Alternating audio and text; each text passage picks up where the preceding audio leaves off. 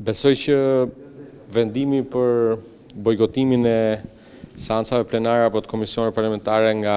opozita, nga Partia Demokratike, nuk është një lajm i ri, sepse gjithë kemi ditur që grupi parlamentar i Partisë Demokratike, një pjesë madje deputetëve të Partisë Demokratike nuk janë dhe nuk duan që të jenë pjesë e funksionimit normal të parlamentit në këto javë, kur pritet të ngrihen komisionet e posaçme në kuadër të funksionimit dhe implementimit plot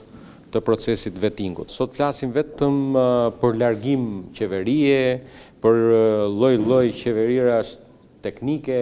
e tjera me radhë që s'kan fare të bëjnë me modelin e funksionimit demokracisë që kemi zgjedhur në Shqipëri. Të protestosh kundër reformës drejtësisë nuk është në të mirë të Shqipërisë. Ata pak drejtues të Partisë Demokratike që me sa duket e kanë lidhur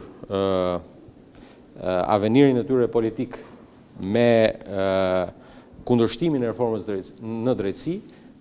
duhet kuptojnë që nuk po punojnë në interes të Shqipërisë, por po vazhdojnë të punojnë vetëm në interes